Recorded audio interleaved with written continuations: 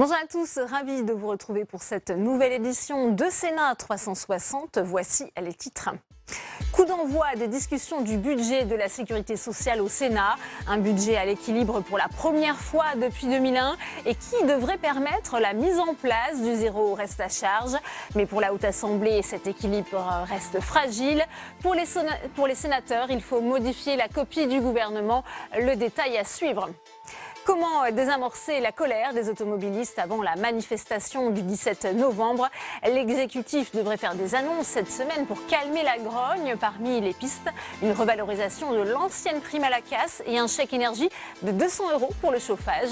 On en parle dans cette édition. La taxation des contrats courts confirmée par Muriel Pénicaud, la ministre du Travail l'a redit sur notre antenne. Le gouvernement veut instaurer un système de bonus-malus pour les entreprises, d'autant que le recours abusif au CDD a un coût pour l'Unédic, 8 milliards d'euros, vous l'entendrez dans un instant. Et je vous rappelle que vous pouvez réagir à cette émission sur Twitter, le hashtag Sénat360. Pour m'accompagner cet après-midi, on retrouvera Tam Tranui, Alexandre Poussard. Le multiplex parlementaire, c'est tout de suite.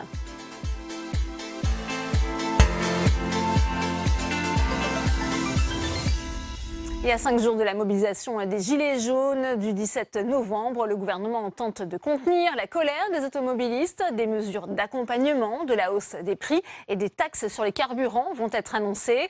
La prime à la conversion des vieux véhicules pourrait être renforcée, comme nous l'explique Sandra Cerquera. L'objectif du gouvernement est bien de mettre fin à la grogne des Gilets jaunes. Le chèque carburant évoqué jusque-là pour compenser la hausse des taxes est abandonné. Le gouvernement dit refuser de subventionner le pétrole. Quand vous voyez que l'Arabie Saoudite décide de restreindre sa production de pétrole pour augmenter les cours, si on veut continuer à dépendre de puissances étrangères, continuons à financer l'essence et le diesel. C'est une erreur. Parmi les pistes évoquées ce matin à Matignon et qui seront dévoilées mercredi, l'élargissement du chèque énergie. Une aide de 150 et bientôt 200 € pour payer les factures d'énergie. Quelques 6 millions de foyers y seraient éligibles, contre 4 millions aujourd'hui. Également à l'étude, l'augmentation de la prime à la conversion des vieux véhicules. L'exécutif pourrait s'engager à en financer jusqu'à près d'1 million d'ici 2022, au lieu des 500 000 actuellement prévus. Il serait aussi envisagé d'aider ceux qui conduisent beaucoup, entre 80 et 100 km par jour. Le forfait versé par l'employeur aux personnes se rendant sur leur lieu de travail en covoiturage, près de 200 €, pourrait être mis en place dès 2019. Au Sénat, une partie des Républicains, Sophie Primas en tête, réclame un moratoire sur les prix du carburant. Moi, ce que je retiens de cet épisode, c'est une grande confusion. En fait, il n'y a pas vraiment une stratégie politique derrière. Il faut repenser la taxation des carburants, réintroduire, et c'est ce qu'on fait au Sénat, et c'est sur ce sur quoi nous travaillons au Sénat, réintroduire une notion où on prend en compte l'évolution du prix du baril. Pour le gouvernement, toute la difficulté est de trouver des mesures qui marquent l'opinion, sans trop toucher aux finances publiques, tout en restant sur la ligne directrice de la transition énergétique, alors que les ONG réclament un plan pour développer des moyens de transport alternatifs. Et première invitée de notre multiplex, c'est le sénateur LR de l'heure, Ladislas Poniatowski. Il est avec vous, Tam Tranui. Ladislas Poniatowski, ce matin, s'est donc tenu à Matignon une réunion pour éteindre l'incendie à quelques jours du mouvement du 17 novembre. Déjà, est-ce que vous êtes d'accord avec cette journée de blocage ? Bien sûr, et je soutiens totalement. Le gouvernement me donne l'impression de marcher sur la tête dans cette affaire. Car les gilets jaunes qui vont manifester le 17 novembre prochain, ils expriment quoi ? Une colère devant l'augmentation du prix d'essence et le prix du gazole. Et que répond le gouvernement ? On va vous donner une prime pour changer votre vieille voiture en nouvelle, tenez-vous bien, voiture à essence ou à diesel. Et à diesel, c'est stupéfiant comme annonce probable. Mais on ne sait pas tout. On va venir sur les mesures d'accompagnement dans un instant, mais vous n'êtes donc pas d'accord avec ce que dit le gouvernement qui juge que c'est un mouvement qui a été récupéré par des mouvements extrémistes. C'est ce qu'a déclaré Muriel Pénicaud sur Public Sénat ce matin. Tout le monde y va. Tout le monde y va. Des mouvements de droite comme de gauche essaient de mettre leur grain de sel. Récupérons, ils n'y arriveront pas parce que c'est un mouvement spontané et j'espère que ça va marcher. Mais vous y participerez personnellement ? Non, je ne participerai pas, mais chaque fois qu'on me pose la question, j'incite à participer. Mais le gouvernement est quand même assez silencieux sur la vérité des choses. 60% de votre facture d'essence, c'est quoi ? C'est la taxe que prélève l'État pour se les mettre dans les poches. Autrement dit, le gouvernement a une marge de manœuvre sur la partie impôts et taxes. Et là-dedans, il n'y a pas que de la fiscalité écologique d'ailleurs. Bien sûr que non, mais le gouvernement a une mesure facile à prendre, diminuer les taxes. Quelle est la part pour vous justement de la fiscalité écologique pour le coup et dans l'augmentation des prix du carburant aujourd'hui? Inconnu, discours incompréhensible, surprenant. Je veux dire, favoriser le voiture diesel comme réponse à ce qui se passe, c'est du grand n'importe quoi. Alors vous avez commencé à m'en parler tout à l'heure, les mesures d'accompagnement à l'étude au gouvernement, puisqu'on n'en sait pas plus après la réunion de Matignon ce matin. Chèque énergie amélioré, prime à la conversion, aide au transport comme celle qui existe dans les Hauts-de-France qui serait défiscalisée. Qu'est-ce que vous pensez de tout ça? Cette aide au transport, peut-être, comme celle des Hauts-de-France, peut marcher, mais c'est une petite mesurette, ce sont quelques euros. Le chèque énergie, c'est intéressant. Au début, qu'est-ce que c'était? C'était permettre aux familles les plus défavorisées vous connaissez de très les bien, aider. hein, vous l'avez. Je connais bien, j'étais rapporteur du texte de loi sur la transition énergétique. C'était pour permettre aux couples les plus défavorisés de payer leurs factures d'électricité et de gaz. On l'a étendu pour leur permettre de payer des factures de fuel, des factures de bois, enfin de chauffage globalement. Et troisième mesure, qui est un échec complet, leur permettre de faire des travaux pour améliorer leur appartement pour qu'il y ait un peu moins de fuite, entre guillemets. Donc bien ça peut être une bonne chose. Oui, mais déjà, la masse globale n'est pas utilisée pleinement. C'est à peu près utilisé à 85%. Autrement dit, tous les Français ne l'utilisent pas.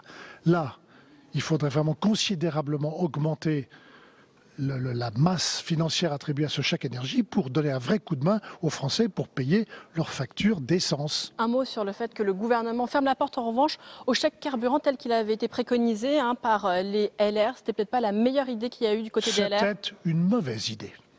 Eh bien, merci beaucoup Ladislas Poniatowski. C'est au moins très très clair. Un message pour votre camp. Merci beaucoup d'avoir répondu à mes questions. Merci à vous, Tam, pour cette première réaction. Première mobilisation des enseignants contre Jean-Michel Blanquer. 18 mois après son arrivée rue de Grenelle, le ministre de l'Éducation nationale doit faire face à sa première grève. En cause, les suppressions de postes, mais aussi les conditions de travail marquées par des actes de violence. Cécile Sixou. Depuis 2011, ils n'avaient pas manifesté tous ensemble. Ce lundi, les syndicats des personnels de l'éducation sont réunis dans la rue pour dire non à la réduction des effectifs dans l'éducation nationale. Le gouvernement prévoit de supprimer 2650 postes au collège et lycée, 550 postes dans le privé et 400 dans l'administration. On ne peut pas avoir 2650 suppressions de postes sur les collèges et lycées dans un moment où on y mène des réformes et où on a une augmentation démographique. Voilà, c'est un choix qui est fait par le gouvernement. Si tous les syndicats sont d'accord sur cette question, seuls certains appelaient également à manifester contre deux réformes. Celle du lycée qui prévoit de supprimer les filières S, ES et L et de personnaliser les parcours, mais aussi contre la réforme de l'enseignement professionnel. Les élèves en bac pro vont perdre 7 semaines d'école sur leur cursus de 3 ans et les CAP vont perdre 4 semaines. Donc c'est pas avec moins d'écoles qu'ils vont mieux réussir leur insertion ou leur poursuite d'études.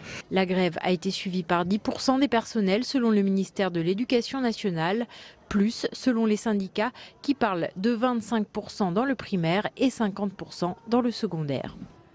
Et Jean-Michel Blanquer, le ministre de l'Éducation nationale, sera l'invité de notre émission politique Audition publique. C'est ce soir sur les chaînes parlementaires à 19h.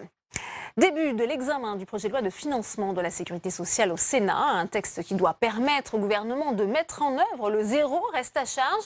Il permettra le remboursement intégral de certaines lunettes, prothèses dentaires et auditives. On va en parler dans un instant avec mes invités. Mais avant cela, on va voir aussi les autres enjeux de ce texte et les modifications apportées par la Haute Assemblée avec Flora Sauvage. Généralisation de la vaccination antigrippale par les pharmaciens, réorientation des urgences vers la médecine de ville, pertinence des soins, les sénateurs entament ce lundi l'examen du projet de loi de financement de la sécurité sociale. Le gouvernement vise 3,8 milliards d'euros d'économies dans le budget 2019. Mesure phare du projet de loi, le reste à charge zéro pour les lunettes, les prothèses dentaires et auditives. Avec la baisse du plafond de remboursement des montures de lunettes de 150 à 100 euros. Sans détricoter totalement le texte du gouvernement, la Commission des affaires sociales défendra 45 amendements. Les sénateurs veulent indexer sur l'inflation les pensions de retraite et les allocations familiales. Objectif, garantir le pouvoir d'achat des ménages. Enfin, pour réduire les dépenses, la Commission propose le relèvement progressif de l'âge de départ en retraite pour arriver à 63 ans en 2020. Car sans action sur l'âge de départ, c'est bien la baisse du niveau des pensions qui se profile, selon le rapporteur du texte. Et on va prendre la direction de l'hémicycle du Sénat. Il nous attend Alexandre Poussard. Alexandre, les débats viennent de commencer. La discussion générale avec l'intervention d'Agnès Buzyn, la ministre de la Santé. Et oui, Delphine, Agnès Buzyn qui a défendu la mesure principale de ce budget de la sécurité sociale, la mise en place du reste à charge zéro, c'est-à-dire comme vous l'avez dit, la création d'un panier de soins dentaires, optiques et auditifs remboursés intégralement, avec une mise en place progressive d'ici à 2021. C'était une promesse de campagne d'Emmanuel Macron. Écoutez Agnès Buzyn défendre cette promesse. Mieux se protéger, c'est d'abord améliorer l'accès aux soins et répondre plus spécifiquement aux besoins des plus fragiles. Ce projet de loi comporte à cet égard 2 avancées sociales majeures. En premier lieu, il donnera l'assise légale nécessaire au dispositif 100% santé, ou le reste à charge zéro, qui se déploiera dans 3 secteurs, le dentaire, l'optique et les aides auditives. Depuis longtemps, depuis toujours en vérité, nos concitoyens se sont habitués à ce que forment des angles morts de la protection sociale avec un accès aux soins dégradé. 17% des Français déclarent ainsi avoir renoncé à des soins dentaires pour des raisons financières. Et la ministre Agnès Buzyn a donné des chiffres. En moyenne, des soins auditifs coûtent à chaque Français 850 € par oreille. En 2019, chaque Français gagnera 200 € par oreille avant d'être remboursé intégralement en 2021. Alors la mesure a été acceptée par les sénateurs, même si la Commission des affaires sociales a ajouté un bilan de l'application progressive de cette réforme, afin d'être sûr que cette réforme n'entraîne pas la hausse des tarifs des mutuelles. Merci à vous Alexandre, on va vous retrouver tout au long de cette édition pour vivre ensemble cette discussion générale. On continue les réactions sur l'examen du PLFSS, le projet de loi de financement de la sécurité sociale. Avec vous, Tam, à vos côtés, le sénateur centriste du Pas-de-Calais, Jean-Marie Van Lerenberghe. Jean-Marie Van Lerenberghe, donc rapporteur général du budget de la sécurité sociale. Tout d'abord, quelles sont les modifications qu'a apportées la Commission des affaires sociales à ce budget de la sécurité sociale 2019 ? Écoutez, la modification essentielle, c'est que nous avons réindexé les retraites à l'article 44 de ce budget sur l'inflation, mais l'inflation de l'année 2019, c'est-à-dire l'inflation prévisionnelle. L'essentiel pour vous, c'est de revaloriser les effectivement. Pensions des retraités. Oui, les retraités déjà l'année dernière ont été ponctionnés avec 1,7 point de CSG. Donc il nous semblait aujourd'hui qu'on pouvait procéder autrement, ce que nous proposons effectivement par un amendement qui maintient l'équilibre retrouvé des comptes de la sécurité sociale. Et d'ailleurs, dans ce domaine, nous proposons à l'article 19 une discussion générale sur les relations entre l'État et la sécurité sociale. Il y a effectivement une tuyauterie un petit peu compliquée où interviennent les cotisations, la CSG, des taxes diverses et variées sur le tabac notamment, et puis aussi la TVA. Donc on demande au gouvernement de débattre et de clarifier.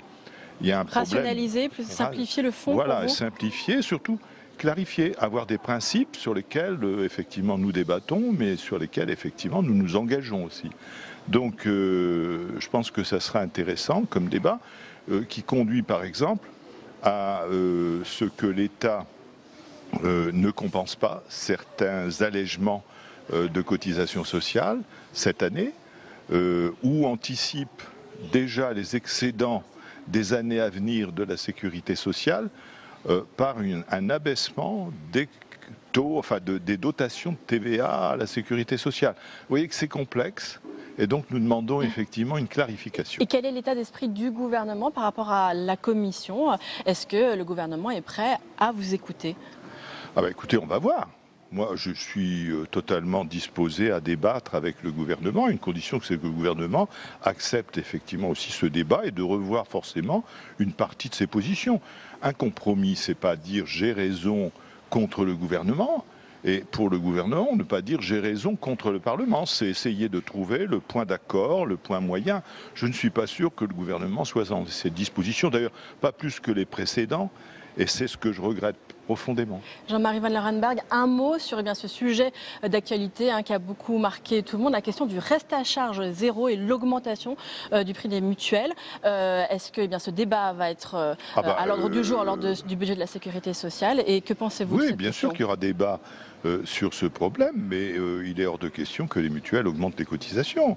Je veux dire qu'il y a un reste à charge zéro, les mutuelles font effectivement des excédents, ont augmenté. C'est un chiffre qu'on m'a rappelé il y a peu, en 10 ans, de 47% les cotisations. On ne va pas continuer à augmenter comme ça indéfiniment. Je mettrai en garde les mutuelles à continuer, mutuelles ou les complémentaires santé, qui ne sont pas forcément des mutuelles, mais des assurances, qui sont à but lucratif. Elles ne vont pas continuer comme ça à jouer avec les dépenses de santé indéfiniment. Je les mettrai en garde en disant la sécurité sociale pourrait être aussi tentée de reprendre l'ensemble, effectivement, des dispositifs et des prestations qui vont avec ces cotisations. Bien, merci beaucoup Jean-Marie Van Lerenbergh donc pour cet avertissement pour les mutuelles. Merci beaucoup. Merci à vous, Tim. Mais justement, on va poursuivre sur ce débat, puisque c'était une promesse de campagne d'Emmanuel Macron. Le reste à charge zéro, il doit permettre d'ici à 2021 le remboursement intégral de certaines lunettes, prothèses dentaires et auditives, pour améliorer le recours à ces soins onéreux. Cette réforme, vous l'avez dit, Tam, fait craindre à certains une augmentation du tarif des mutuelles. C'est le débat de Sénat 360.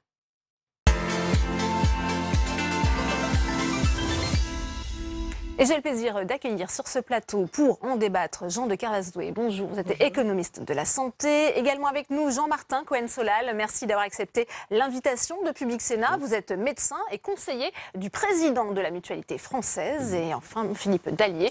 Bonjour, vice-président du Sénat, sénateur LR de Seine-Saint-Denis. Première question pour vous, Jean de Carvasdoué. On va essayer de comprendre ce que ça veut dire, ce reste à charge zéro. Que prévoit exactement cette réforme ? Alors, je sais que les gens n'y comprennent rien. C'est pour ça qu'on va essayer de leur expliquer de façon claire. Donc, il faut faire, ça va être très bref, mais un tout petit peu d'histoire. Donc, quand on a créé l'assurance maladie, on s'est dit qu'il y avait une partie remboursée par l'assurance maladie, et puis on allait faire payer les gens ce qu'on appelait un ticket modérateur. Ainsi appelé parce qu'on pensait que ça modérait. Bon, ça n'a pas modéré, mais bon. Alors, les gens se sont assurés pour couvrir le ticket modérateur. Sachant que le ticket modérateur, les assurances complémentaires payent à la fois les tickets modérateurs et le dépassement au-dessus des tarifs de la sécurité sociale. Alors, l'idée du reste à charge zéro, c'est de faire en sorte que, au moment où les gens consomment des soins, et notamment les prothèses auditives, les lunettes et les soins dentaires qui avaient des dépassements et des restes à charge élevés, que ça soit complètement gratuit et que donc l'argent ne soit pas une barrière à l'entrée aux soins. Alors, le reste à charge zéro a un impact surtout pour des gens qui n'avaient pas de complémentaire ou qui n'étaient pas à la CMU. Ils sont très peu nombreux, en fait, c'est moins de 3%. Et pour les prothèses auditives, parce que pour le reste, c'était à peu près réglé avant ça. Et là, si vous voulez, malheureusement, il y a en France 10% de la population qui a des problèmes d'audition. Il y a 3 000, ça fait 6 millions donc, de personnes. Il y en a 3 millions qui sont appareillables et seulement 2 millions qui sont appareillés. Et donc les appareils coûtent cher, puisqu'aujourd'hui c'est par oreille de l'ordre de 1 600, 1 700. Et comme il y avait un reste à charge très important, ce reste à charge sera pris en charge totalement en 2021. Avec des prix plus bas, et ça aura des conséquences sur les complémentaires. On va en parler justement. Philippe Dallier, est-ce qu'on peut parler de conquête sociale essentielle? C'est ainsi qu'Emmanuel Macron a qualifié cette réforme. On peut en tous les cas dire que c'est un progrès par rapport à la situation existante. Maintenant, la question qui se pose, dans l'esprit des Français, quand on dit gratuit, reste à charge zéro, on a le sentiment que tout d'un coup, ça ne coûte plus rien. Mais forcément que ça continue à coûter. La question, c'est qui prend en charge cette différence entre l'ancien système et le nouveau système.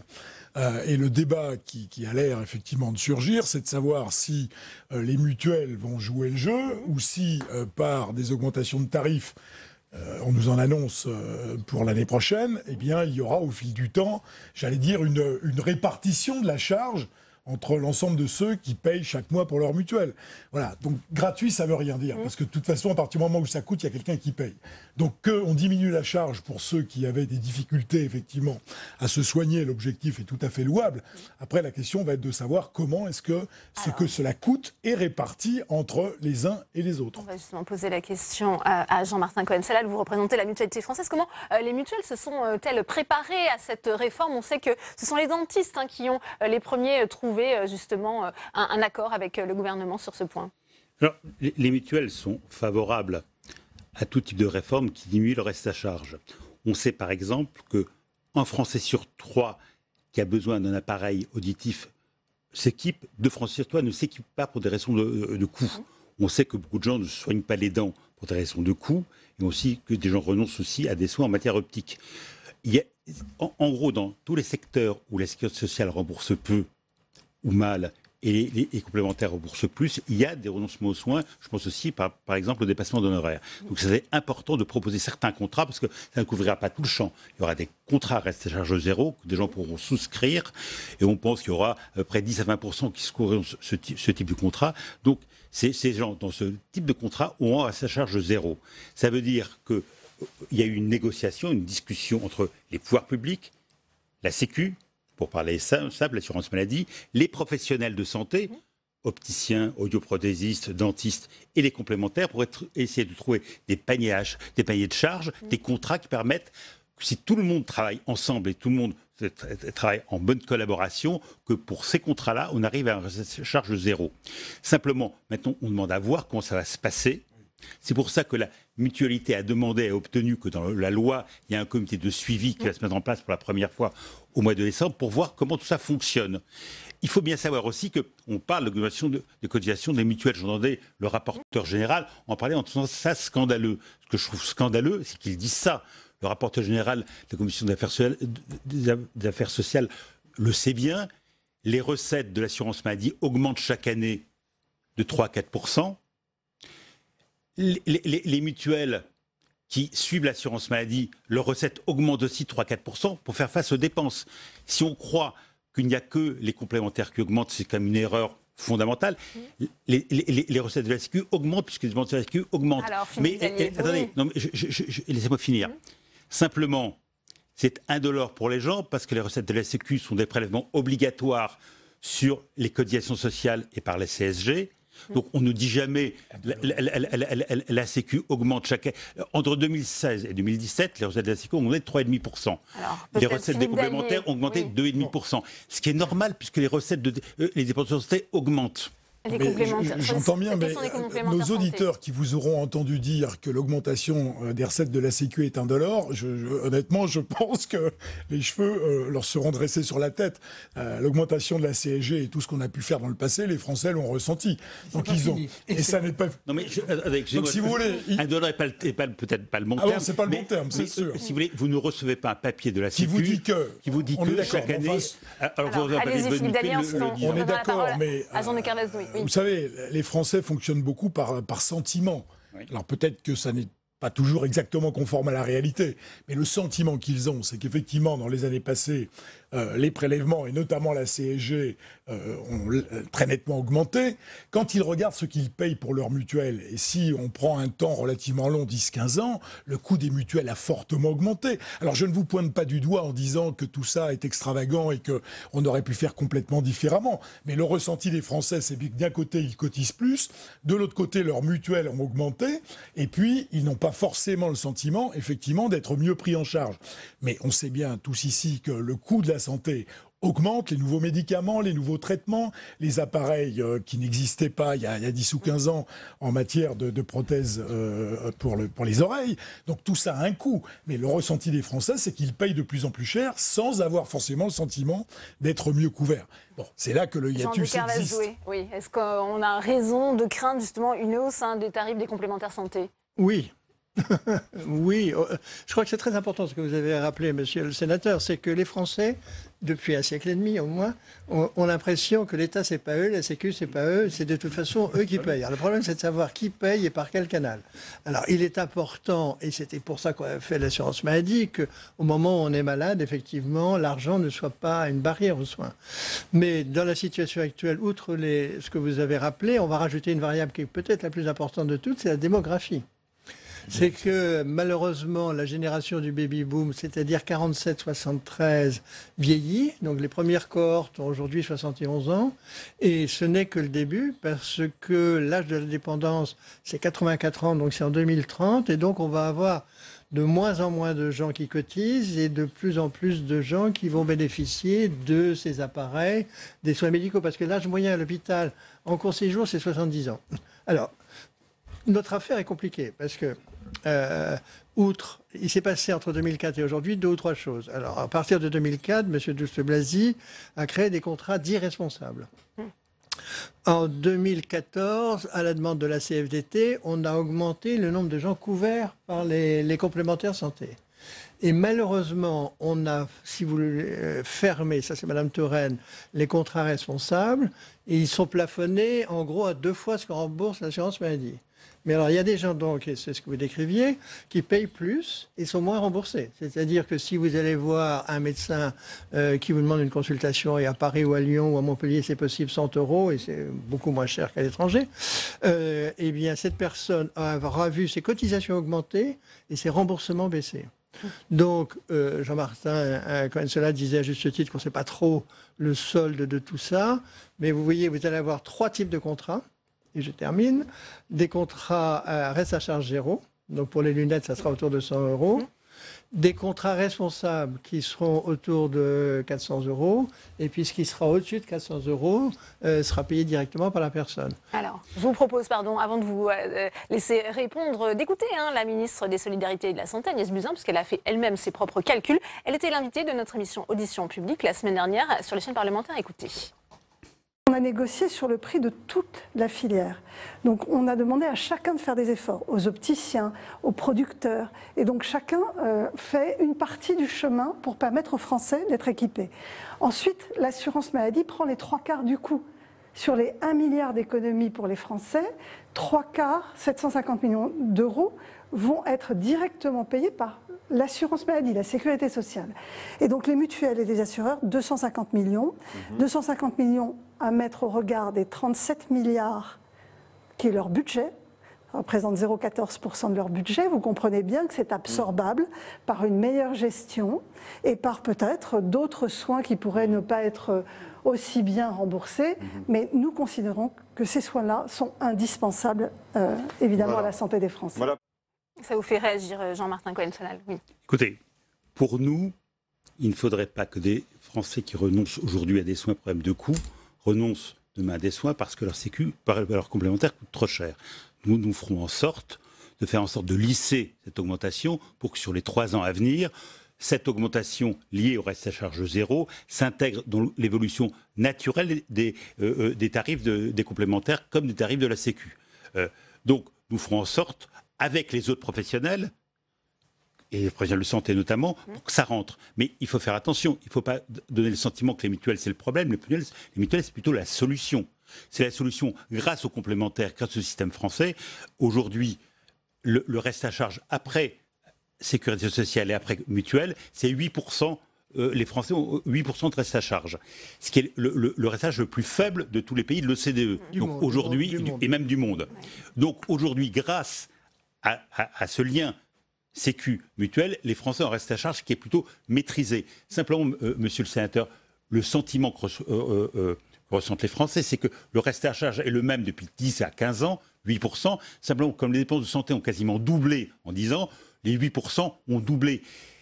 Le fait générateur de tout ça, c'est l'augmentation des dépenses de santé, qui est quelque chose de naturel, quelque part de légitime, parce que moi, en tant que médecin, depuis fort longtemps, je vois les progrès formidables avec une nouvelle technique médicale où ça coûte plus cher. Donc il faut que tous ensemble, on réforme le système pour qu'avec la même somme, on soit plus efficient. On est d'accord là-dessus. Oui. La seule chose que je pointe, c'est peut-être un problème de communication et les politiques doivent peut-être effectivement s'interroger. Les gouvernements ont souvent tendance à décrire les situations plus belles qu'elles ne sont. Voilà, c'est ce que je dis. C'est vrai qu'il y a eu la promesse de campagne électorale. Beaucoup de Français qui ne connaissent pas la manière dont tout cela fonctionne, parce que c'est quand même extrêmement compliqué, hein, la partition entre l'État, la Sécu, les mutuelles, bon, c'est très compliqué. Et les différents types de contrats. En plus, donc les Français ont du mal à comprendre tout cela, et donc on leur vend tout d'un coup, ça va être gratuit, parce que c'est un peu comme ça que les choses ont été présentées, et dans la réalité, on sait bien que ça n'est pas exactement le cas. Alors, ce décalage entre la présentation et effectivement la réalité, et après, c'est reproché aux politiques, parce qu'on leur dit, mais attendez, vous tenez pas vos promesses. On est un peu dans ce cadre-là. Est-ce que ça va se faire sur des produits de qualité, Jean de Kervasdoué, puisqu'on parlait des différents contrats? Si on prend l'exemple des lunettes, comment ça va se passer? Et on aura la possibilité de choisir toutes les montures, par exemple, qu'on veut? Non. La réponse est non. Je pose la question. Comme disait la ministre, c'est pas une monture Chanel pour tout le monde. Oui, c'est une question, justement. Allez-y. Non, c'est-à-dire qu'il y aura des lunettes de qualité que moi j'achète et je porte, d'ailleurs, parce que qui coûtent moins de 100 €, parce que je les perds, et puis j'ai pas des problèmes de mission très particuliers ou très difficiles, mais c'est vrai que la Sécu n'assure pas des lunettes Cardin ou Vuitton pour tous les Français. Donc, voilà. Pas de placement de produits sur la chaîne parlementaire. Le patient pourra toujours choisir une monture plus chère s'il le veut, ça ne sera pas exclu. Oui, parce que c'est bien sûr, mais à ce moment-là, enfin, c'est compliqué. Je suis même pas sûr que ça soit aussi facile que ça. Non, alors, dans les contrats à reste à charge de zéro, pour les contrats à reste à charge de zéro, 30 €, les professionnels, avec le pouvoir public et les complémentaires, sont mis d'accord sur les types de montures françaises, de mon niveau, solides. Comme on l'a dit, ce sont des montures des soins nécessaires et de qualité à chaque fois, à la fois pour les montures et pour les verres. Et donc, ce qui est prévu, c'est que chez un opticien, on vous propose, dans le contrat à charge zéro, voilà les 10 ou 12 montures que vous pouvez choisir, et vous choisirez au sein de ces montures-là. Donc il y aura un choix, ce ne sera pas, comme on disait quand on était jeune, Jean, les montures sécu, les lunettes sécu, ce sera des montures et des verres de qualité, on s'en est assuré, mais et chaque Français aura le choix parmi une gamme qu'on lui proposera dans le reste à charge zéro. Aussi bien pour les adultes que les enfants. Oui, je répète, les contrats à reste à charge zéro ne seront pas tous les contrats des complémentaires. Ce sera une gamme de contrats, il y aura d'autres contrats à côté dans lesquels les Français pourront choisir en fonction du type de contrat qu'ils auront. Comme le disait tout à l'heure, c'est vrai que c'est un peu compliqué parce que la santé et l'assurance maladie est quelque chose d'un peu compliqué. Jean de Kervasdoué. Oui, non, il faut que nos téléspectateurs comprennent la difficulté en fait des complémentaires qui sont de plus en plus enfermés dans une législation très très très très contraignante. Et curieusement, au fur et à mesure du temps, on a empêché qu'elles jouent leur rôle. Donc, elles n'ont pas accès aux données de santé. Elles ne peuvent pas... Elles ne gèrent pas le risque. Elles ne gèrent pas le risque. On a beaucoup contraint ce qu'on appelle les réseaux de soins, c'est-à-dire la possibilité d'organiser la filière. Et c'est vrai ce que disait juste avant notre émission le président de la Commission des affaires sociales. La tentation serait peut-être un jour de fusionner les complémentaires et l'assurance maladie tant ils jouent peu de rôles spécifiques. Alors, pardon. Oui. Non, Après, la parole à Philippe Dallier, si vous voulez bien. Oui. Non, je veux juste préciser que les mutuelles, notamment, ne jouent pas que ce rôle-là. Les mutuelles ont aussi beaucoup d'établissements de soins, des EHPAD, des cliniques, des centres de santé. Elles ont aussi une action d'offre de soins qui était même avant la prise en charge et l'assurance, puisque ces hôpitaux, ces cliniques remontent quasiment au début du XXe siècle. Donc, et dans les départements, beaucoup de gens connaissent les mutuelles par les établissements qu'ils ont sur le terrain. Donc c'est à la fois une offre de soins de qualité, bien souvent, et à mettre à reste à charge maîtrisé, à moindre coût, et en plus une couverture. Donc on a les deux jambes, si j'ose dire, l'assurance, mais aussi l'offre de soins. Philippe Dallier, on sait qu'en commission, le Sénat a plutôt validé cette mesure, mais avec des garde-fous, notamment par des amendements de votre collègue Catherine Deroche. Elle demande un bilan régulier, justement, de ce dispositif. Je pense que ça s'impose, effectivement. On voit bien, d'ailleurs, ça a été dit par les uns et les autres, il y a une part d'incertitude dans ce qui est décidé. Il y a l'objectif affiché. Maintenant, le Parlement veut pouvoir, effectivement, évaluer la manière dont les choses ont été mises en place. Donc, quitte à y revenir par la suite, si jamais on s'aperçoit s'apercevait que dans la réalité, les objectifs ne sont pas exactement atteints. Jean de Kervazoué, on parlait du financement, le gouvernement veut mettre l'accent sur la prévention, justement, pour financer cette mesure. Ça vous paraît aussi une bonne chose ? Oh là là. Dans la prévention, c'est très compliqué d'abord parce que ça veut dire énormément de choses. Et puis, curieusement, c'est pas politiquement correct, mais c'est vrai, quelquefois, la prévention se justifie par ses effets sur la santé, par ses effets économiques. Les gens qui fument meurent plus tôt, 5 ans plus tôt que ceux qui ne fument pas, mais coûtent moins cher à l'assurance maladie. Parce que... Jean de Kervazoué, là, sur les soins dentaires, par exemple, l'assurance maladie va financer, prendre en charge à 100% une visite pour les plus petits dès 3 ans. Ensuite, ça sera poursuivi 6 ans, 18 ans, 21 et 24 ans. Alors, beaucoup de pays, d'ailleurs, au monde, comme en Allemagne, les soins dentaires sont complètement gratuits jusqu'à 15 ans. Et ensuite, ils sont payants de 15 à 65 ans et ils redeviennent gratuits après 65 ans parce qu'on sait que notamment pour les soins dentaires, il est très très important d'aller chez le dentiste et de suivre les caries chez les petits. Et curieusement, en France, pendant très longtemps, on a très bien payé les prothèses et très mal les soins. Et c'était 2 tiers, les prothèses c'était 2 tiers du revenu des dentistes et 1 tiers de leur activité, alors que les soins c'était l'inverse, c'était 2 tiers de leur activité et 1 tiers de leur revenu. Donc ça c'est très important et c'est très efficace, c'est pas le cas toujours. Martin Cohen-Solal. Oui, je voulais préciser, puisque vous parlez du PLFSS, j'entendais le rapporteur parler d'un amendement qui a été adopté aujourd'hui, qui augmente les taxes sur les complémentaires de 40%. Et je voudrais dire... aux sénateurs que si cette mesure est votée au Sénat et si aussi votée à l'Assemblée, ça imposera une augmentation importante des complémentaires, ça c'est sûr. Mais aujourd'hui, c'est quand même incroyable de voir les élus qui transforment les complémentaires comme des collecteurs d'impôts pour compenser la désindexation des retraites, donc des recettes supplémentaires. On va taxer les complémentaires et on sait très bien quand on taxe quelque chose, c'est immanquablement le consommateur final qui le paye. Donc, ça fera, si on augmente effectivement de 40% les taxes sur les complémentaires, ce qui est considérable, immanquablement, ça se reposera sur les Français et ça diminuera le pouvoir des Français. J'espère que cet amendement sera repoussé. Je pense que je suis membre de la Commission des Finances et pas de la Commission des Affaires sociales, mais je pense que l'idée était plutôt d'envoyer un signal politique au gouvernement, parce que là, on parle de sujets plutôt sympathique, j'allais dire, pour les Français. Maintenant, la non-indexation des retraites, après la hausse de la CSG, c'est extrêmement difficile à encaisser pour beaucoup de nos concitoyens. Donc je pense que là, on est plutôt dans le débat politique et quand effectivement on engage une dépense, il faut amener la recette, mais j'allais dire, n'y voyez pas là de signal très fort. Je pense que la volonté, c'est de poser le problème de la désindexation ou de la très faible indexation des retraites avec 0,3% pour une inflation qui est à 1,6. Bien, merci. Merci à vous, Philippe Dallier. On n'a plus beaucoup de temps, Jean de Kervazoué. Et merci à vous, Jean-Martin Cohen-Solal, d'être venu nous éclairer sur cette réforme du zéro reste à charge pour les patients. Merci à tous les trois. On va aller retourner dans l'hémicycle où la discussion se poursuit autour du PLFSS avec vous, Alexandre Poussard. Où en est-on dans la discussion de ce texte ?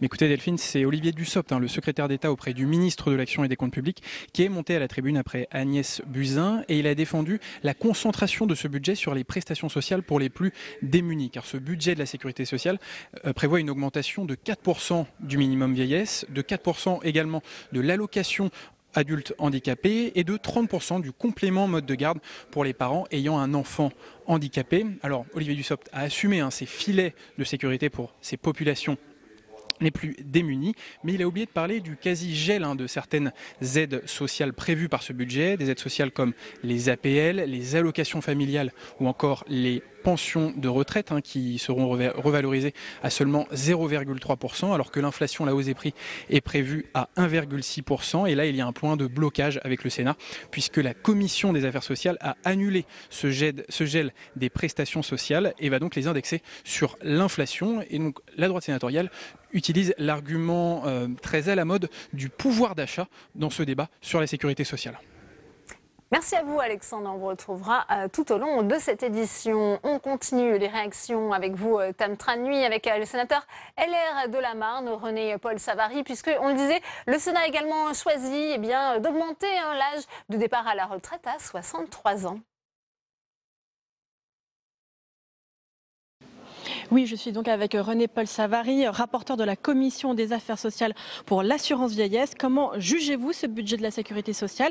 Que prévoit-il notamment pour les retraités?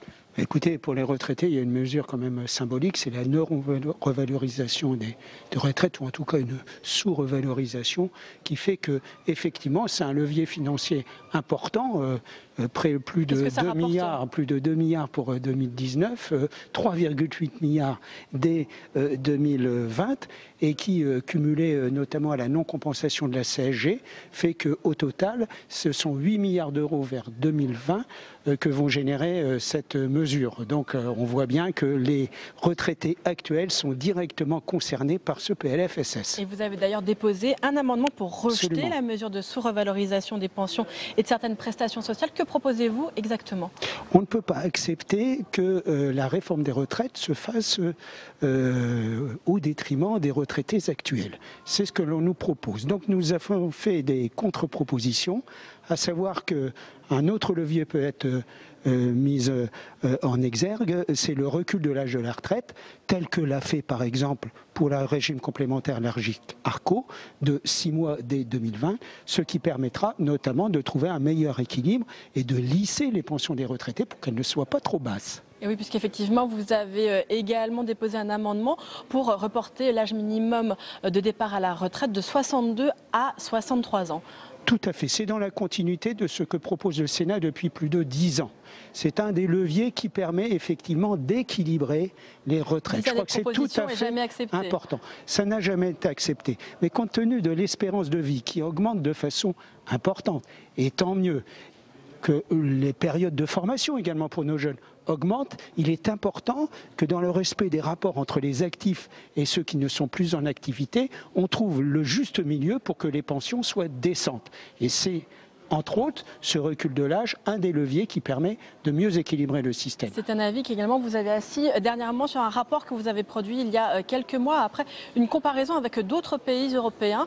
Où en sommes-nous par rapport à ces autres pays? Tout à fait. Nous n'inventons rien. Nous avons l'âge de départ légal à la retraite le plus bas des pays européens. Donc c'est là aussi une façon d'uniformiser un petit peu les périodes de travail avec d'autres pays que nous avons visités, notamment la Suède ou l'Allemagne.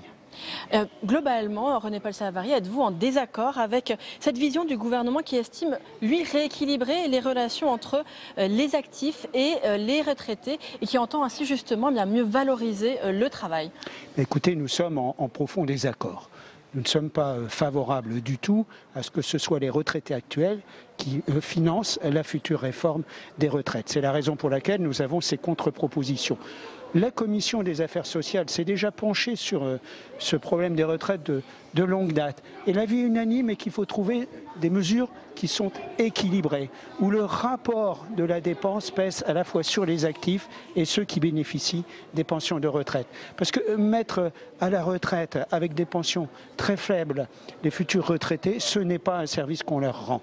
Bien, merci beaucoup René-Paul Savary d'avoir répondu à mes questions. Merci à vous, Tam. En pleine négociation des partenaires sociaux sur l'assurance chômage, le gouvernement a tranché. Il prévoit la taxation des contrats courts en sanctionnant par un système de bonus-malus les entreprises qui ont un recours excessif au CDD. Adrien Develay. Emmanuel Macron l'a confirmé vendredi. Le gouvernement va s'attaquer aux entreprises qui abusent des contrats courts. La ministre du Travail Muriel Pénicaud l'a garanti ce matin sur notre plateau. Selon elle, 9 contrats sur 10 sont des CDD ou des intérims. Beaucoup trop pour le gouvernement. Il y a des entreprises qui ont un peu abusé du système et qui utilisent l'assurance chômage comme base et puis appellent au coup par coup, 7 fois sur 10, c'est le même salarié pour venir un jour ou l'autre travailler. Donc on dit que les employeurs doivent être responsables. Le mécanisme est simple. Les entreprises qui convertissent les contrats courts en CDI paieront moins de cotisations d'assurance chômage. Celles qui, au contraire, ont trop souvent recours aux contrats précaires seront pénalisées. Un dispositif que les syndicats patronaux jugent contre-productif. Le président du MEDEF, Geoffroy Roux de Bézieux, a apostrophé directement Emmanuel Macron sur Twitter. Le bonus-malus imaginé par le gouvernement va détruire des CDD et des emplois intérim sans pour autant créer de CDI. Tous les entrepreneurs le pensent.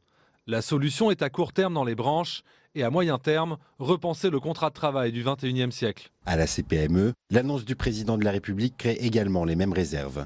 C'est évidemment une erreur. Qu'est-ce qui va se passer? Ok, elles embaucheront moins en contrat court, peut-être, mais elles embaucheront pas plus en contrat long. Quand les entreprises recourent à des contrats sur une courte durée, c'est bien souvent qu'elles n'ont pas le choix. Regardez dans l'hôtellerie-restauration ou les services à la personne, par exemple, comment voulez-vous faire autrement que de prendre des gens sur une courte période? La déclaration d'Emmanuel Macron coïncidait vendredi avec l'ouverture des négociations sur l'assurance chômage avec les syndicats. D'après le gouvernement, l'abus des contrats précaires de courte durée coûterait 8 milliards d'euros par an à l'assurance chômage. Et on retourne à celle des conférences avec vous, Ezan Tranmi, pour une nouvelle réaction avec la sénatrice centriste du Pas-de-Calais, Catherine Fournier. Oui, Catherine Fournier. Alors, le gouvernement veut donc taxer les entreprises qui utilisent trop, de façon excessive, les contrats courts. Est-ce que déjà, sur le principe, c'est une bonne idée pour vous ? Mais écoutez, sur le principe, nous en avions déjà parlé puisque j'étais rapporteur sur une partie de la loi qui s'intitulait La liberté de choisir son avenir professionnel. Le Sénat avait déjà marqué sa désapprobation.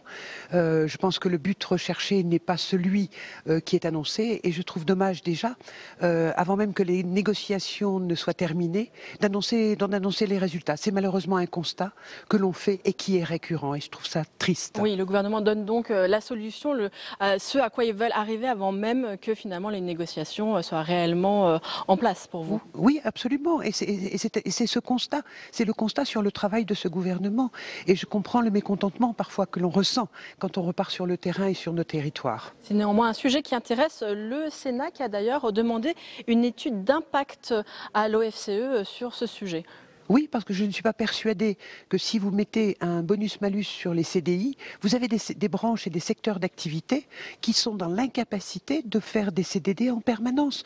Donc je pense qu'il faut avoir un petit peu plus de courage et peut-être imaginer un autre type de contrat de travail. Et je voudrais rajouter également que sur la partie de la gestion de l'UNEDIC, nous avons, nous, notre rôle, les parlementaires, puisque on considère qu'il y a une partie assurantielle, qui existait déjà avant, et puis une partie de solidarité, qui fait donc appel à l'impôt sur les Français.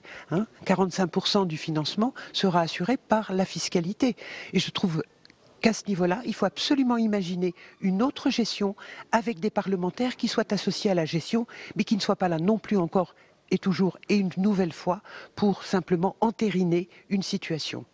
Donc vous estimez que d'une part ça ne va donc pas favoriser le CDI, d'autre part que répondez-vous justement à ce qu'a pu nous dire Muriel Pénicaud ce matin qui a jugé que l'usage excessif des contrats courts coûte 8 milliards d'euros chaque année à l'assurance chômage. Il y a donc un argument financier aussi derrière ce que dit le gouvernement. Alors c'est effectivement ce que dit le gouvernement, mais vous savez qu'au niveau du Sénat, la délégation aux entreprises, de même que la commission des affaires sociales, a demandé une étude extérieure de l'OFCE. Voilà. Donc je pense que n'anticipons pas, attendons le résultat. Je pense qu'un CDI est préférable à simplement quelqu'un qui reste sans emploi.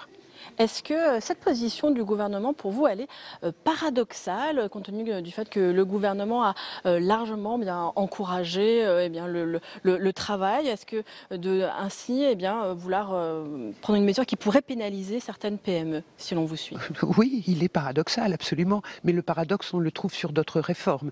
Donc ça ne fait justement qu'entériner, comme je le disais tout à l'heure, une manière de gérer la modification, le renouvellement du secteur économique français. Voilà. Est-ce que le contrepoint de cette mesure, ça ne serait pas la dégressivité des allocations chômage? Ça serait en quelque sorte le « en même temps » d'Emmanuel Macron là-dessus? Bien sûr, tout à fait. C'est ce fameux « en même temps ». Je pense qu'il faut absolument gérer les deux. Mais n'oublions pas une chose, c'est que respectons le travail, c'est la volonté du gouvernement et c'est une volonté que le Sénat respectera toujours. Eh bien, merci beaucoup Catherine Fournier pour votre réaction. Merci à vous. Merci Tam pour cette nouvelle réaction. Il y a 5 jours de la mobilisation des Gilets jaunes du 17 novembre, le gouvernement tente de désamorcer la grogne. Alors des mesures d'accompagnement, de la hausse des prix et des taxes sur les carburants vont être annoncées. La prime à la conversion des vieux véhicules pourrait d'ailleurs être renforcée, comme nous l'explique Sandra Cerquera. L'objectif du gouvernement est bien de mettre fin à la grogne des Gilets jaunes. Le chèque carburant évoqué jusque-là pour compenser la hausse des taxes est abandonné. Le gouvernement dit refuser de subventionner le pétrole. Quand vous voyez que l'Arabie Saoudite décide de restreindre sa production de pétrole pour augmenter les cours, si on veut continuer à dépendre de puissances étrangères, continuons à financer l'essence et le diesel. C'est une erreur. Parmi les pistes évoquées ce matin à Matignon et qui seront dévoilées mercredi, l'élargissement du chèque énergie. Une aide de 150 et bientôt 200 € pour payer les factures d'énergie. Quelques 6 millions de foyers y seraient éligibles, contre 4 millions aujourd'hui. Également à l'étude, l'augmentation de la prime à la conversion des vieux véhicules. L'exécutif pourrait s'engager à en financer jusqu'à près d'1 million d'ici 2022, au lieu des 500 000 actuellement prévus. Il serait aussi envisagé d'aider ceux qui conduisent beaucoup, entre 80 et 100 km par jour. Le forfait versé par l'employeur aux personnes se rendant sur leur lieu de travail en covoiturage, près de 200 €, pourrait être mis en place dès 2019. Au Sénat, une partie des Républicains, Sophie Primas en tête, réclame un moratoire sur les prix du carburant. Moi, ce que je retiens de cet épisode, c'est une grande confusion. En fait, il n'y a pas vraiment une stratégie politique derrière. Il faut repenser la taxation des carburants, réintroduire, et c'est ce qu'on fait au Sénat, et c'est sur ce sur quoi nous travaillons au Sénat, réintroduire une notion où on prend en compte l'évolution du prix du baril. Pour le gouvernement, toute la difficulté est de trouver des mesures qui marquent l'opinion, sans trop toucher aux finances publiques, tout en restant sur la ligne directrice de la transition énergétique, alors que les ONG réclament un plan pour développer des moyens de transport alternatifs.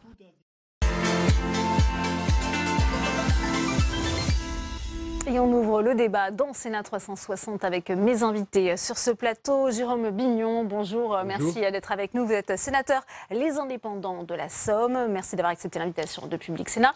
Jean-Raymond Hugonet est également sur ce plateau. Bonsoir. Bonjour. Vous êtes sénateur LR de l'Essonne. Alain Griset est également avec nous. Bonsoir. Vous êtes le président de l'Union des entreprises de proximité. Vous représentez pas moins de 2,3 millions d'entreprises. Ça va de l'artisanat au commerce de proximité, mais aussi les professions libérales. Bienvenue à vous. Et puis Mathieu Glachan est également sur ce plateau. Vous êtes professeur d'économie à l'école des mines Paris Tech. Merci à vous d'être ici. On le voit, Jérôme Bignon, l'exécutif qui se réunissait ce matin à Matignon avec plusieurs ministres pour tenter de chercher des solutions à cette grogne qui monte. Avant de rentrer dans le détail des propositions, des pistes sur lesquelles travaille le gouvernement, est-ce que vous pensez justement que le gouvernement va réussir à calmer cette grogne ? Je lui souhaite, mais je n'en sais rien. Je ne lis pas dans le mar de café. J'ai l'impression que c'est un peu tard, parce que le mouvement est déjà bien enclenché. Je ne vois pas bien les gens arrêter d'aller grogner. Il peut y en avoir un peu moins si les mesures sont bonnes, parce que ça éteigne complètement. Ça m'étonnerait, mais enfin, bon, encore une fois, je n'irai pas personnellement. Donc peut-être que... voilà, je ne peux pas vous dire. Je ne le sens pas du tout. Je sens la grogne, mais je ne peux pas penser que...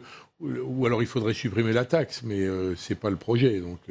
Effectivement, ça ne fait pas partie des pistes. Jean-Raymond Hugonet, même question. Vous pensez que c'est trop tard pour le gouvernement s'il souhaite éteindre l'incendie On peut parler d'un incendie avec ce blocage envisagé le 17 novembre par ces fameux gilets jaunes. Moi, je préfère quand on n'allume pas l'incendie, si vous voulez. Mais la semaine dernière, j'entends le président de la République dire « Nous préférons taxer le carburant plutôt que le travail ». J'étais en voiture, j'ai dû m'arrêter. Je me dis, est-ce à dire que les Français, partout en France, se rendent à 2 mètres de leur travail ou avec des transports en commun? C'est donc, les gens ont besoin de leur voiture. Il y a un territoire rural, périurbain dans notre pays. C'est indispensable. Donc, avant, on essaie de ne pas allumer le feu. Cette décision, c'est tout à fait... C'est ce qu'Edgar Morin appelle la pensée simple. Vous voyez, on ne peut pas faire autrement. Il faut taxer. Alors, on taxe et on s'aperçoit après que c'est une énormité et une erreur. Donc, on revient en arrière en trouvant le concours l'épine de la solution, le chèque essence. On va y venir dans un instant. Formidable. Le chèque énergie. Alain Griset, c'est vrai qu'Emmanuel Macron l'a rappelé. Pour lui, la stratégie du gouvernement d'augmenter les taxes est la bonne. Il faut, nous dit le chef de l'État, utiliser de moins en moins d'objets carbonés. Mais sur le principe, je crois que tout le monde est d'accord pour dire qu'il y a là un changement de comportement. La difficulté d'abord, c'est qu'il est brutal, qu'il n'y a pas eu de préparation, que naturellement... la vision du consommateur, c'est de dire l'écologie est punitive. Et dès qu'on est sur une écologie punitive, elle n'est pas acceptée. Puis derrière ça, je crois que c'est aussi le ressenti d'un malaise global. Parce que ça joue sur le pouvoir d'achat. Et que donc le carburant est un élément de pouvoir d'achat. Et derrière, il y a naturellement une difficulté parce que pour le consommateur, d'ailleurs aussi bien les salariés que les chefs d'entreprise. Il n'y a pas de solution bis. Certains sont obligés d'utiliser leur véhicule pour leur travail et que là, c'est une dépense forcée et donc mal acceptée. Alors Mathieu Glachan, justement, dans ce contexte, on apprend que la prime à la conversion, c'est l'ancienne prime à la casse, pourrait être facilitée pour les gros rouleurs, même quand leurs voitures ne sont pas aussi vieilles que l'exige le dispositif. Et ça pourrait passer de 500 000 à 1 million de primes financées pendant le quinquennat. Que pensez-vous de cette mesure ? Écoutez, c'est une mesure qui a sa logique, puisqu'il s'agit de remplacer des véhicules qui polluent plus que les nouveaux. C'est une mesure aussi qui, du point de vue des constructeurs, etc., permet de dynamiser le marché. Il ne faut pas l'oublier, si elle est populaire, c'est aussi à cause de ça. C'est une mesure de subvention donc, qui plaît à ceux qui reçoivent la subvention et donc aux citoyens. Mais de ce point de vue-là, il faut la comparer à d'autres solutions comme le chèque énergie. C'est plutôt une solution plus intelligente. D'ailleurs, je trouve que le chèque énergie, puisque le chèque énergie subventionne la consommation d'énergie, donc introduit une contradiction entre la taxe carbone et la fiscalité sur l'énergie et la subvention et le soutien et les mesures compensatoires. Là, on ne subventionne pas l'énergie, on subventionne des véhicules qui consomment moins d'énergie, a priori. Donc la mesure ne me paraît pas idiote. Jean Mignon, quel regard portez-vous sur cette extension de la prime à la conversion ? Est-ce que le bilan de la prime, ce qu'on appelait la prime à la casse, a suffisamment porté ses fruits pour justement l'étendre ? Je partage l'analyse. Il y a une chose qu'il faut se mettre dans la tête, c'est qu'il va falloir augmenter le prix du pétrole pour en consommer moins. C'est une vieille leçon d'économie. Si on augmente la taxe, on va consommer moins. Et au lieu de dépenser de l'argent en envoyant aux monarchies du Golfe le prix du pétrole qu'on paye, on garde l'argent chez nous pour accélérer la conversion. Le problème, c'est qu'il y a un moment où il faut mettre en route le système. Il y a une conjugaison qui est mauvaise, c'est que le pétrole a augmenté et qu'on augmente la taxe en même temps, que peut-être les gens n'ont pas bien réalisé ce que ça voulait dire la conversion, et que la conversion, ça veut dire qu'il faut que le prix de la tonne de carbone soit incorporé dans nos prix de consommation, précisément pour faire cesser. Si on ne le fait pas maintenant, il y a un moment où il faudra le faire et ça sera encore beaucoup plus douloureux parce que la marche à monter sera plus haute. C'est ce que disent toujours les chercheurs du GIEC quand ils nous donnent leur rapport. Il vaut mieux agir modestement maintenant, de plus en plus vite en allant. Un jour, plus on va reculer l'échéance, plus ça va être lourd. Donc il y a effectivement cette espèce de transition qu'il faut articuler.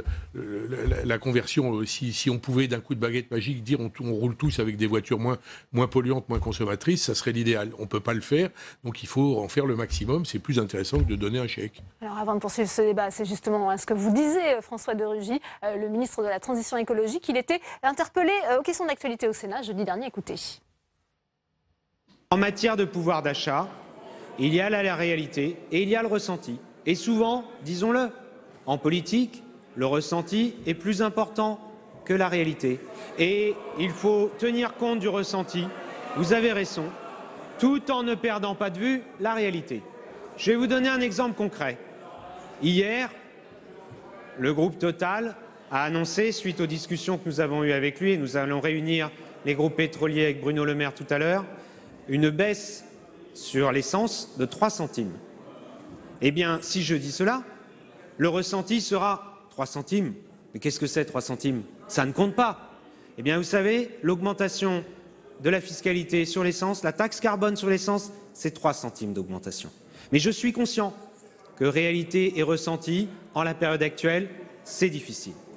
Le crédit d'impôt transition écologique, cette année, 1 million de Français, 1 million de Français, pour qui ce sera une réalité et un ressenti, auront eu une subvention pour faire des travaux dans leur logement et faire des économies durables sur leur facture de chauffage. La prime à la conversion pour les voitures, 250 000 automobilistes peuvent changer de voiture. Ce n'est pas comme ça un petit geste anodin de changer de voiture grâce à cette prime à la conversion qui est plus forte pour les ménages non imposables. Jean-Raymond Hugonet, il a du mal à convaincre le ministre de la Transition écologique de la nécessité de ces mesures. Mais il a du mal à convaincre, tout simplement, excusez-moi, parce qu'on nous raconte n'importe quoi. Les discours, le décalage, l'incroyable décalage entre le discours de M. de Rugy et ce qu'on vit, par exemple, Ce qu'il appelle la réalité et le ressenti, peut-être, la ministre. C'est un sujet philosophique d'ailleurs. C'est le premier sujet philosophique que l'on regarde en terminale quand on aborde la philosophie. La réalité, voilà, et le ressenti, et le réel. Je ne comprends pas ce qu'on nous explique dans la mesure où c'est en décalage avec ce que l'on vit sur le terrain. Allez interroger les artisans, les commerçants. La réalité, c'est que cette fiscalité est punitive. Ce que l'on prend d'une main, on le redonne de l'autre. Ce que l'on donne d'une main, on le reprend d'une autre. L'histoire de la taxe d'habitation, on l'a. La réalité de notre pays, nous avons 98 milliards de déficit, 2300 milliards de dettes. Aujourd'hui, on dit la suppression de la taxe d'habitation, cadeau de 26 milliards. Comment on trouve ça? Je vous assure, ce que l'on nous raconte là, avec beaucoup de respect pour les ministres qui essaient de faire leur travail, mais personne n'y croit, ni dans l'hémicycle, ni dehors. Ouais. Mathieu Glachant, c'est forcément une fiscalité punitive, toutes ces mesures d'accompagnement pour justement permettre aux Français d'accepter ces hausses de taxes sur les carburants? Franchement, moi je trouve que c'est de la rhétorique politique. Donc je voudrais qu'on me donne la définition de ce qu'est une fiscalité punitive. Toutes les fiscalités le sont, ce sont des prélèvements obligatoires. Donc, alors pourquoi la fiscalité écologique serait plus punitive que d'autres fiscalités? C'est la question. Moi je préfère dire fiscalité incitative. Ça veut dire quoi incitative? Je donne la définition. En français, incitative, ça veut dire qu'on incite les gens à changer de comportement. Et donc, de mon point de vue, le bon débat, c'est, qui a d'ailleurs été initié tout à l'heure, c'est de savoir si les gens ont des moyens pour changer. Et là encore, moi je trouve que le débat est mal posé. On n'arrête pas de parler de solutions absolument révolutionnaires, de véhicules électriques, etc. De quoi parle-t-on aujourd'hui, par exemple, ce qui se passe sur le marché automobile français, c'est un développement extrêmement fort des SUV qui remplacent des véhicules de plus petite taille. Et donc changer, par exemple, ça veut dire, au lieu d'acheter un Peugeot 3008, acheter un Peugeot 308. On n'est pas dans la révolution, la pile à hydrogène, le véhicule électrique. C'est ça le changement. Bien sûr, à long terme, il faut initier une dynamique et à long terme, il y aura ces changements-là. Mais parlons aussi des changements incrémentaux qu'on a à faire tous les jours. Et au final, ce qu'on découvre, c'est que réduire ces émissions de gaz à effet de serre, je suis désolé, mais ça aura un coût économique. C'est tout à fait clair. C'est tout à fait clair. Et il y a une responsabilité effectivement des constructeurs automobiles. Alain Griset, je voudrais qu'on revienne sur la position du gouvernement qui envisage peut-être de demander aux employeurs d'aider justement les salariés, notamment en ce qui concerne le forfait versé par les employeurs sur le covoiturage d'un montant de 200 €. Elle pourrait être avancée à janvier 2020, cette mesure. Qu'en pensez-vous ? D'abord, rappeler que cette mesure n'est pas obligatoire, c'est une possibilité. Et puis surtout dire que les employeurs que l'UDP représente sont eux-mêmes concernés par cette hausse. Avant tout, les artisans, les commerçants, les professionnels libéraux payent, comme leurs salariés, les déplacements. Et c'est pour eux une charge importante. Et donc, naturellement, ça serait totalement incompréhensible de nous dire que l'objectif du gouvernement est de baisser les charges de l'entreprise. Et puis par ailleurs, nous dire qu'il faut subventionner le carburant qui a été utilisé par les salariés. Donc pour nous, c'est inacceptable. Ils ne sont pas prêts, les employeurs, tout comme les collectivités. C'était aussi, Jérôme Bignon, une autre piste avancée par le gouvernement pour financer ces mesures en faveur de la transition écologique. C'est copier ce qu'on fait dans la région où je vis. Xavier Bertrand a depuis longtemps engagé ce processus pour essayer d'aider. Dans cette dimension sociale-là, ça me paraît pas... C'est pas inintéressant. Mais je pense que le changement... Le problème, c'est qu'on est dans un changement qui est radical. Là. Il faut qu'on évolue, il faut qu'on cesse de consommer du carbone pour l'envoyer dans l'atmosphère. Alors, on passe d'énervements successifs. On a les experts du GIEC qui nous disent, et il y a une grande émotion qui traverse le pays sur la biodiversité, sur les pertes de biodiversité, sur l'augmentation du carbone dans l'atmosphère. Et puis, dès qu'il y a une petite mesure, il y a une espèce d'émotion et toute la population s'empare comme si ça allait se faire en claquant dans les doigts. Mais cette mutation, il faut la faire. On peut se poser la question. On a voté des lois avec des schémas d'évolution, c'est connu. On a voté des accords qui nous engagent. Il y a un moment donné où il faut franchir la première, la deuxième, la troisième marche. Il y a un point que je voudrais dire. Un point. Moi, si j'avais un reproche à faire, c'est que personne ne l'a fait autour de la table, mais c'est qu'on a un peu l'impression que le produit de cette taxe n'est pas essentiellement affectés à la transition énergétique. Non, mais c'est un point, c'est pas une fumisterie. Il faut de la transparence, on en a parlé sur ce plateau. C'est un sujet qui doit être abordé. Il faut demander au gouvernement de faire des efforts plus importants pour ne pas boucher les trous avec des choses qui ne doivent pas boucher les trous, mais qui doivent assurer la transition. Là, il y a une petite légère déloyauté vis-à-vis du consommateur. Jusqu'à présent, ce sont à peu près 20% de ces 34 milliards d'euros vraiment faire un effort à la pour aller plus transition loin. Écologique. Jérôme Bignon parle d'une petite mesure pour les Français. Ça touche quand même au pouvoir d'achat, Jean-Raymond Hugonet. On n'en est pas au colmatage, chers collègues. On n'en est pas au colmatage. C'est un trou abyssal. Pourquoi la taxe est punitive, à votre avis? Tout simplement parce qu'elle vient s'additionner à toutes les autres, parce qu'on ne sait faire que ça dans ce pays, et c'est la raison pour laquelle nous sommes champions du monde des taxes. Je suis prêt à vous suivre sur le côté, voilà, il faut entraîner les gens. Sauf que là, c'est uniquement punitif, et ça punit en plus les plus faibles d'entre nous. Voilà. Quant à sincèrement, chers collègues, vous êtes diplomate, c'est une seconde nature, mais sincèrement, qui va croire 2 secondes que ce n'est pas encore Bercy qui récupère le fruit de tout ça? Le GIEC, la COP21 seront très très loin quand on fait les comptes, tout simplement parce que les chiffres sont têtus et que le compte n'y est pas.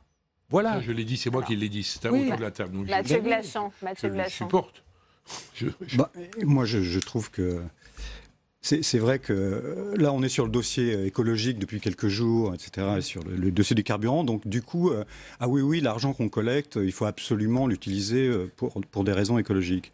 Je vous signale qu'il y a d'autres sujets. Je sais pas, on parle de la justice qui est paupérisée, on parle du logement. On en parle souvent sur ce plateau, mais aujourd'hui, le débat, c'est dans le débat, parce que ces débats sont toujours comme ça, sont toujours un peu s'isolent des autres problématiques. On ne parle plus que de cette utilisation des recettes fiscales. Et puis, je sais pas, une grande partie de l'échiquier politique milite aussi pour réduire la pression fiscale. Donc, il y a plein de choix fiscaux généraux à faire. Voilà. Alain Griset, quelles sont les propositions justement des employeurs et aussi de l'artisanat pour peut-être faire accepter socialement ces hausses de taxes de carburant? Je pense que depuis 1978, c'est pas tout à fait hier matin, la question du choc pétrolier, le premier choc pétrolier, 1978, il y a un sujet, il faut consommer moins.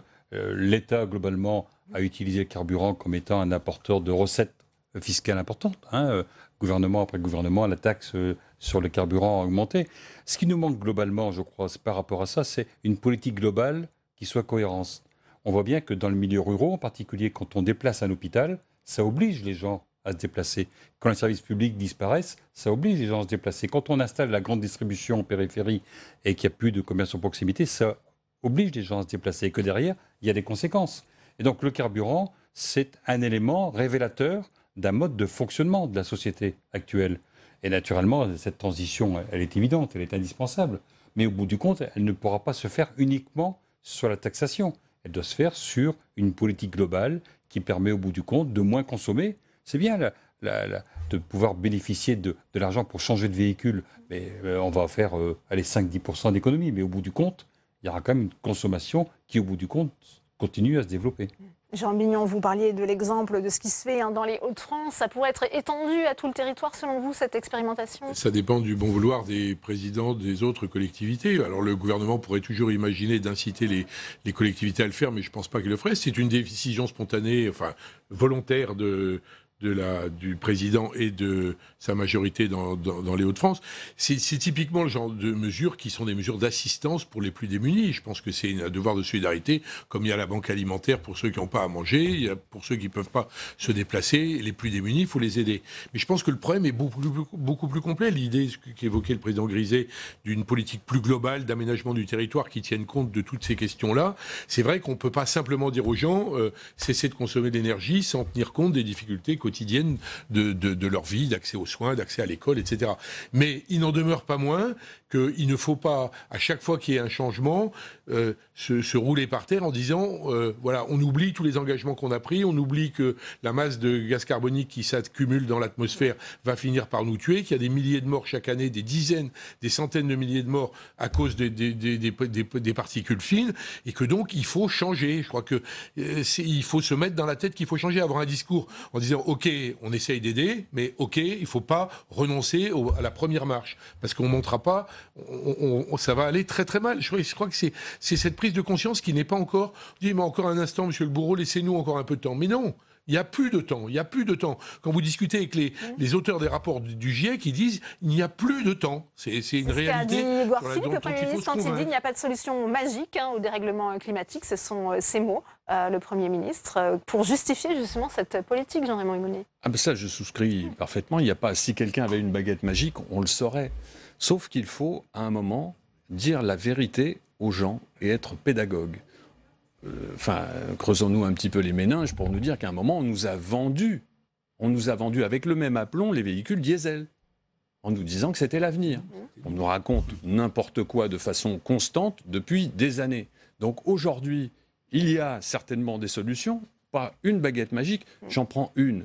On peut demander aux gens de moins se déplacer avec les véhicules si les transports en commun fonctionnent. Vous parliez de la justice en voie de paupérisation. Les transports en commun, c'est un désastre. Nous avons 30 ans de retard. Je suis sénateur d'un département dans lequel il y a eu un accident grave avec mort d'hommes et de femmes à Brétigny-sur-Orge. Tout simplement parce qu'une éclisse n'était pas... Vous voyez ce que je veux dire? C'est de l'entretien basique. Nous en sommes là dans un pays comme la France dont nous sommes fiers, mais nous en sommes là aujourd'hui. Donc il faut respecter les gens et surtout ceux qui ont le moins de moyens pour offrir des solutions de transport. On nous vend des voitures, mais qu'est-ce qui nous dit qu'un véhicule électrique ou un véhicule hybride, dans quelques années, qu'est-ce qu'on en fait? Et qu'est-ce qu'on met comme électricité dedans? Avec quels moyens? Il y aura des arbitrages budgétaires qui vont devoir se faire, Mathieu Glachan, justement. On sait qu'avec Bercy, les marges de manœuvre de l'exécutif sont compliquées en plein débat sur le projet de loi de finances. Oui, effectivement. Je n'ai pas grand-chose d'autre à ajouter. Je ne suis pas un représentant de Bercy. Oui, c'est compliqué. Voilà. Je n'ai rien à dire de plus, je suis désolé. Mais... Oui, Alain Griset, justement, sur ce point, puisqu'on voit cette semaine les différents arbitrages du gouvernement qui va essayer d'éteindre, je le disais au début de ce débat, l'incendie avant cette grande mobilisation du 17 novembre. Vous pensez, vous, justement, que le gouvernement va pouvoir atténuer la colère des Français ? D'abord, je suis également des Hauts-de-France et dire que la mesure que le président Bertrand a prise était vraiment axée sur les personnes qui, en difficulté financière, avaient besoin de leur véhicule pour aller travailler. Et dire qu'il fallait faire la différence entre celui qui travaillait et celui qui ne travaillait pas. Et que donc c'était quelque chose d'important. Non, aujourd'hui, je pense que, en gros, il y a un certain nombre de personnes qui souhaitent montrer leur mécontentement. Et les organisateurs ont choisi le samedi comme étant un moment peut-être plus simple pour les uns et les autres d'y participer. Donc, je crains que, quelle que soit la décision prise, il y ait du monde qui soit présent. Il y a une mobilisation forte des artisans, selon vous, à venir, par exemple? Nous n'avons pas nous-mêmes appelé à la manifestation. Les gens vont agir en tant qu'individus, personnellement. Mais on peut comprendre, effectivement, parce qu'ils sont touchés comme les autres, que globalement, encore une fois, c'est un problème global aujourd'hui de pouvoir d'achat. La difficulté, elle est que le gouvernement est dans une situation qui est, sur le plan budgétaire, très compliquée à résoudre. Parce que derrière, il y a d'autres bombes à retardement derrière nous. Tout à l'heure, vous l'avez indiqué, 100 milliards de déficit en plus, 2400 milliards. Il suffit que les taux d'intérêt augmentent. Un point de taux d'intérêt, c'est 50 milliards à payer en plus. Donc on est dans un pays dans lequel les solutions ne vont pas se trouver comme ça, d'un coup de baguette magique. Et le carburant est révélateur d'une difficulté globale de ce pays aujourd'hui à résoudre l'équation budgétaire, financière, aussi bien de l'État que des Français eux-mêmes. On ne peut pas dire qu'aujourd'hui les Français considèrent qu'ils ont un pouvoir d'achat qui augmente. Et donc voilà, Alors, le réglage est très compliqué. On attend donc pour mercredi certainement les arbitrages du gouvernement sur cette question. Merci à Jean Mignon, merci à Jean-Raymond Hugonet, merci à vous Alain Griset, merci Mathieu Glachon d'être venu sur ce plateau. Merci. Comme tous les lundis, c'est l'heure de sénateur à domicile. Aujourd'hui, nous allons dans le département de l'Aube, terre d'élection de la sénatrice Évelyne Perrot, à la découverte, vous allez le voir, du parc naturel régional de la Forêt d'Orient. C'est un territoire d'exception qu'il faut préserver. C'est un reportage de Quentin Calmy. C'est drôle, on les voit là aujourd'hui. Adonis, l'élan d'Europe, c'est la mascotte de l'espace faune de la Forêt d'Orient. Une zone de 50 hectares où les animaux vivent en semi-liberté. Et là, ils sont attirés en fait par le bruit. Donc le bruit des voitures. Je pensais que c'était moi qui les attirais. Nous sommes en plein cœur du département de l'Aube, dans un espace devenu l'une des vitrines du parc naturel régional qui accueille plus de 10 000 visiteurs à l'année. Un moyen de faire découvrir les 23 000 hectares de forêt de ce parc naturel. Les 53 parcs naturels régionaux de France actuels, ce sont des territoires vivants, habités, où on concilie, où on essaye de concilier la protection de la nature et le développement économique, et l'accueil et l'information du public et l'innovation. Évelyne Perrot est l'un des 2 sénateurs du département. Ce parc naturel régional, elle le connaît par cœur. Longtemps élue d'une des 57 communes qui constituent le parc, elle est convaincue de son intérêt. Les communes font partie du parc naturel. Et ce sont les communes et les conseils municipaux qui signent la charte des parcs, de leur parc. C'est une volonté de dire, voilà, nous remarquons tous ensemble que nous avons un territoire de qualité, tous ensemble on va le valoriser. Le parc est situé tout autour de ces réservoirs créés pour retenir l'eau du bassin parisien. Et vous avez un pigargue à queue blanche qui est posé sur l'arbre. Mais voir, c'est le plus grand aigle pêcheur d'Europe, de 2,40 m d'envergure. Et là, vous avez vraiment de la chance. C'est là l'un des plus grands lacs artificiels de France. Grues cendrées, pigargues, hérons. Ce lieu est désormais connu des touristes qui viennent admirer des espèces ornithologiques. Ainsi, dans la commune du Ménil-Saint-Père, plus de 150 000 touristes sont venus l'an dernier sur les berges de ce lac. Située à proximité de la métropole de Troyes, cette commune très rurale est ainsi devenue complémentaire des zones urbaines du département. Le parc pour Troyes, c'est le poumon vert. Donc ils viennent tous se ressourcer un peu là et découvrir parce qu'ils ne connaissent pas le territoire en fait, ils connaissent que la ville. Au jour d'aujourd'hui, le partage qu'on peut avoir et Jacqueline avec son partage vers la métropole, moi je trouve que c'est un lien extraordinaire. C'est elle qui peut vraiment apporter énormément de choses à ce monde urbain qui est un monde consommateur. Bonjour Évelyne. Ça va? Oui, très bien. Très bon, alors une belle saison? Très belle saison. Pour les élus locaux, le parc naturel permet aussi de développer certains projets. Sur la commune de Doche, où Évelyne Perrot a longtemps été maire, c'est un moulin à vent qui a été reconstitué. À la clé aujourd'hui, une des attractions du département. On a un parc magnifique, avec de magnifiques lacs. Ça crée un ensemble, ça donne cette impression de fini. Voilà, on est dans un ensemble très joli, avec ce moulin qui domine. Il a fallu quand même l'appui du parc naturel pour ouvrir des portes. C'est le parc qui nous a ouvert des portes pour avoir des subventions, entre autres la région et puis les fonds FEDER. Donc sans l'appui du parc et du président de l'époque qui était un homme convaincu qu'on pouvait réussir, on n'aurait pas fait tout ça. Les parcs, par l'expertise qu'ils apportent, sont donc vecteurs de développement pour les territoires. Une conviction désormais portée au Sénat par Évelyne Perrot. Bonjour Évelyne Perrot, merci d'avoir accepté à l'invitation de Public Sénat. On ne le sait pas forcément, mais il y a 52 parcs naturels régionaux en France. 53 même. 53 même. Et ils couvrent près de 15% du territoire. Et ils regroupent 4300 communes où habitent près de 4 millions de personnes. Quels sont leurs rôles exactement ?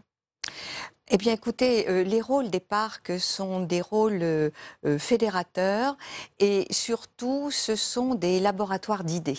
Donc, si vous voulez, on y fait en sorte de reconnaître la biodiversité, de reconnaître qu'il y a des habitants qui y vivent. On ne met pas les choses sous cloche, on fait en sorte qu'il y ait aussi un développement du territoire. Est-ce qu'ils sont menacés aujourd'hui, ces parcs, et celui de la forêt d'Orient en particulier? Non, les parcs ne sont pas... Moi, j'ai une grande confiance dans les parcs naturels. Les parcs naturels ne sont pas menacés, au contraire, puisqu'il y en a 20 en attente, si vous voulez. Donc, ça prouve que les élus sont convaincus du bienfait d'une appellation parc naturel. Ouais. Quel est l'intérêt, justement, pour une commune d'obtenir cette reconnaissance, cette certification? L'intérêt, c'est ce que je vous ai dit tout à l'heure, c'est de fédérer. C'est-à-dire que quand on est à plusieurs pour reconnaître qu'un endroit est remarquable, que les élus sont convaincus qu'on peut faire quelque chose tous ensemble, c'est ça cette force. Vous savez, on s'en rend compte, les parcs au départ ont été précurseurs finalement des communautés de communes, des pays, de tout ça. C'est cette même réflexion qui fait qu'on a envie... On reconnaît qu'un territoire est remarquable et on a envie de le mettre en valeur. C'est vecteur aussi de développement économique ou touristique pour justement les territoires concernés? Bien sûr. Alors économique parce que de toute façon, c'est pas des endroits qu'on met sous cloche.